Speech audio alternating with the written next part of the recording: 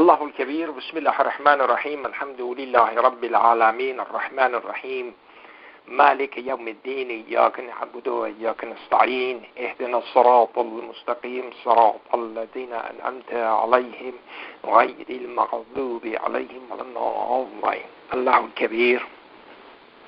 Again, as usual, we are indebted to God for giving us this opportunity, and this is by divine design that we are here today, and it is by God's infinite mercy and kindness that we are able to do this, and we still have the will to do this, and gather here and worship God alone and commemorate His name and extol His name. So this is a huge blessing from God for us today, that we have to remember this and keep this in mind, that this is not possible by any other means, and this is only a infinite grace and infinite mercy and generosity that God has bestowed upon us today. And so we have to remember it, and we have to cherish this moment. Gratefulness and kindness, these are all God-like quality, and we should follow the path of God, which is the straight path, and gets us closer to God, and that's the only way to get back to God. That's where we belong, actually, and so we should all strive in that cause and make sure that we succeed in that cause, and ask God to help us in this endeavor. And this is an arduous task. It's not easy, and there are a lot of distractions, so we have to make sure that we ask God to help us and to overcome all of those distractions, and make sure that we are on the path of the straight path. There are no other paths. The only path is the straight path, and that's the path of God that eventually gets us to God, inshallah. Today, what I wanted to discuss, I wanted to go to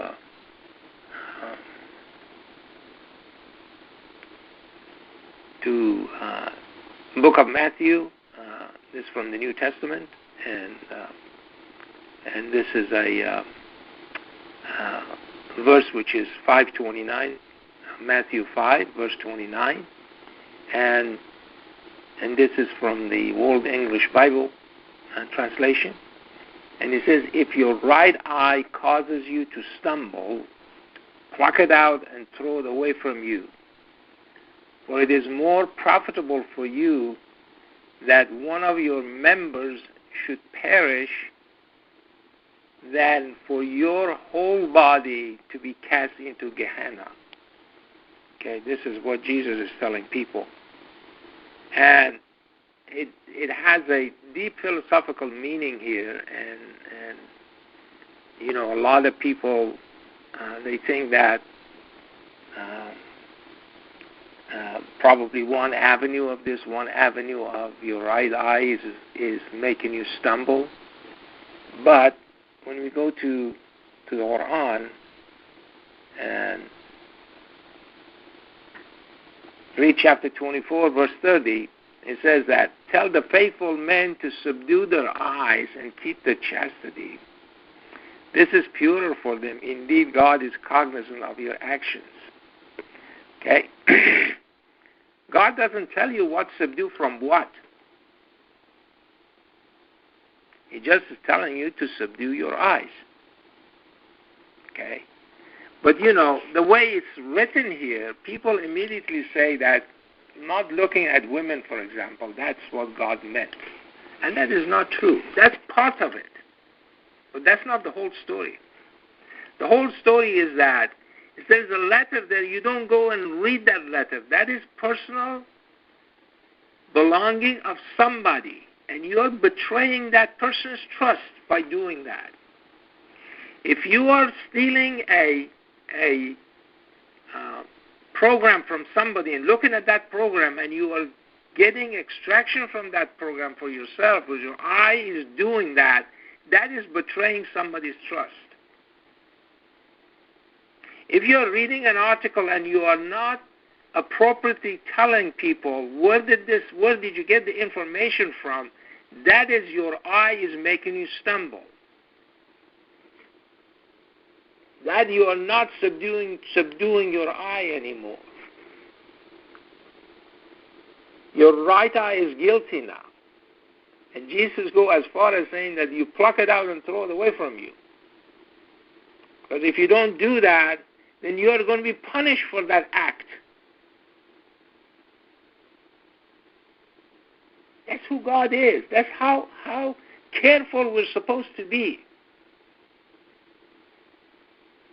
You cannot get information, read information, with your eyes actually doing that, and then portray or give that information to somebody else without telling you where you got the information from.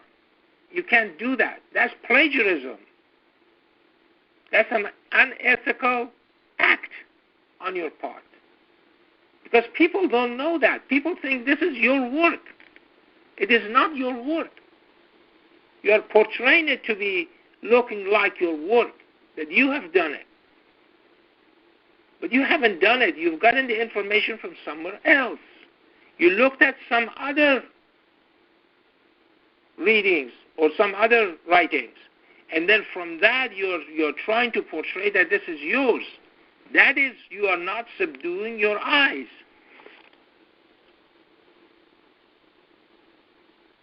Okay?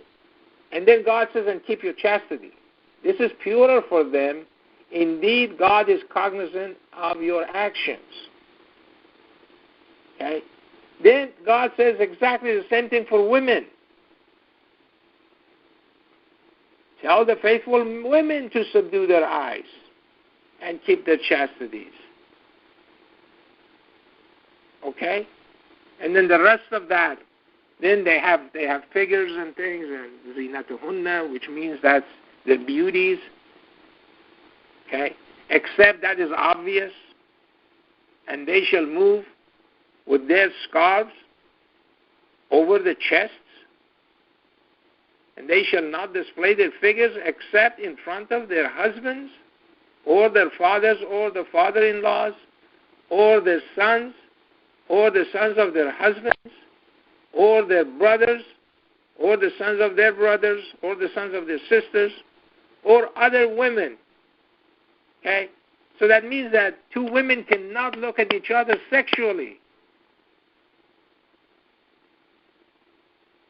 And then people claim that in the Quran it doesn't say that two women cannot have sex.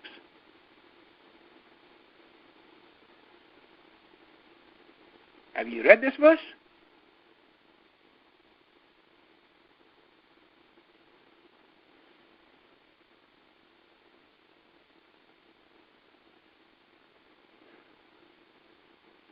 Or those who truly belong to them. Again, I go back to this, okay? It says, Ma malakat aymanahunna. Okay, when they want to translate it, they translate that for men. They understand them for men as women slaves. But here, Ma malakat aymanahunna, they do not consider it that way. This is hypocrisy.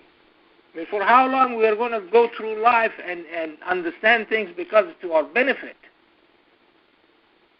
and throw everything else out? For how long we are going to do this? For how long we are going to cheat God? Then you think that somehow we are going to succeed? As I said, the last 3-4 weeks we were saying this, that the reproductive system is used as some kind of sex object.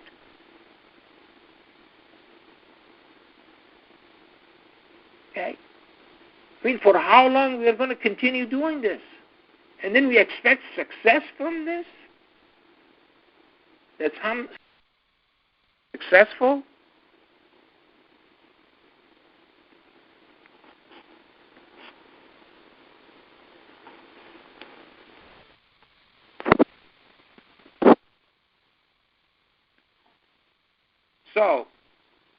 So here it says,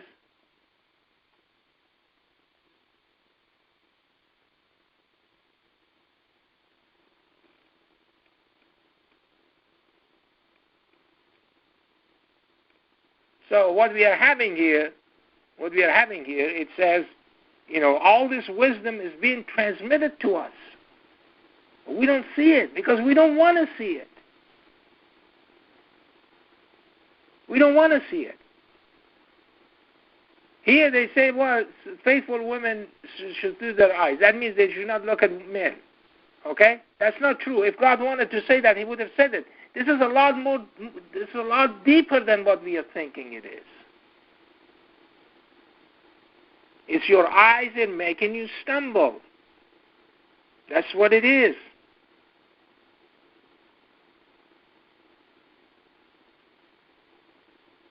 That's what it does. Your eye is betraying you. Your eye is reading a letter that doesn't belong to you. Your eye is looking at something which is not good for you,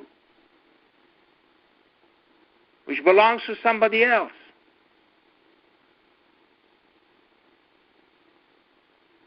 Okay? Then from that, you're gonna bring in things. As I said, it goes into stealing, plagiarism, and all kinds of things. It has very negative effect and impact on your life. That's what's going to happen. That's what these verses are telling us. Okay?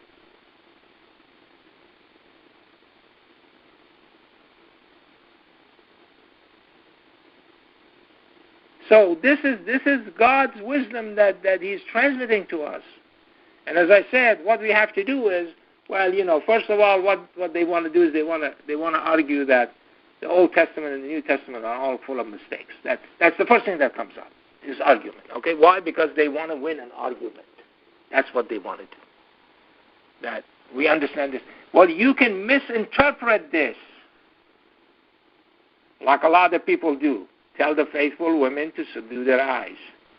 They don't know what God means. What is the depth of this statement?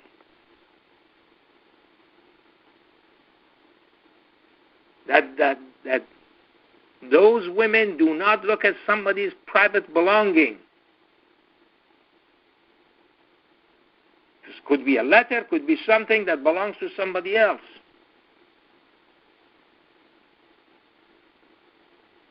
You're not spy on people. That's what God says. Thou shalt not spy.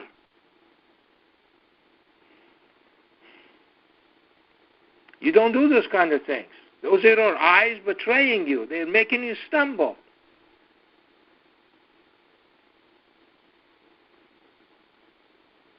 This is the wisdom that God is transmitting to us, and we're refusing it.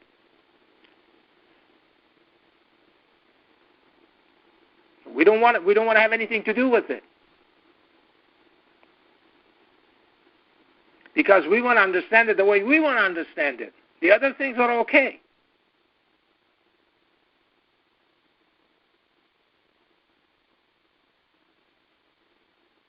So this is, as I said, these kind of words of wisdom that God is transmitting to us, we have to, as I said, a lot of people say, well, it doesn't say that in the Quran. There's a reason He doesn't say that. Because He wants to tell you the depth of the statement, the well-intended way that has been portrayed in the Quran. Okay, that means that it's a lot more vast and more fundamental than we think it is. It just doesn't tell you in one thing, in one direction, or one statement, because if He wanted to say that, He would have said it. Here He would have said that, tell the believing men to subdue their eyes and do not stare at women. He would have said that. If that was the only thing, no, it's not the only thing. That thing goes into a lot more philosophy than we think it does have. It's a lot deeper than we think it is. So, again, as I said, repentance is the way to do it. We've all made mistakes, all of us. Okay? Do not make those mistakes again.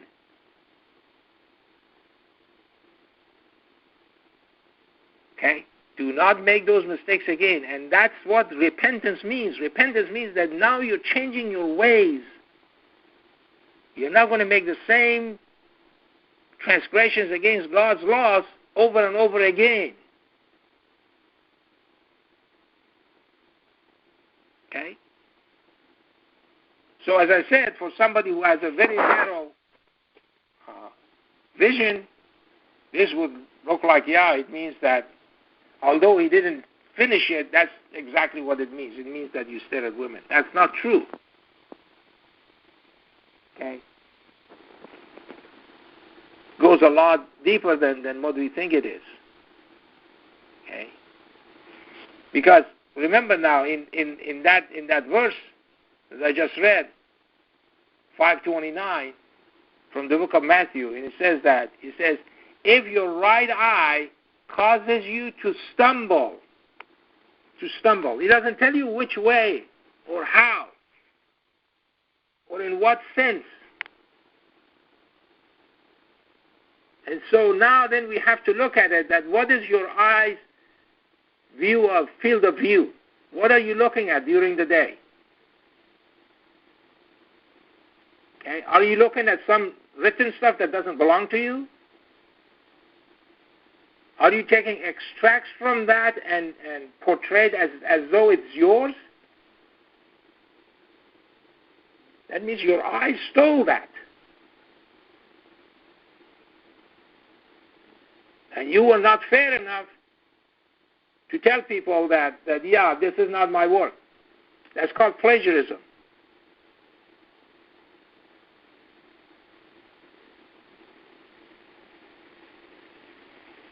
Again, we have to look at this very carefully, okay? Very carefully. And as I said, if we have made those mistakes ourselves, we have to rectify it. We have to change our ways. We have to ask God for forgiveness and repent to Him. Okay? I'm going to stop here and we'll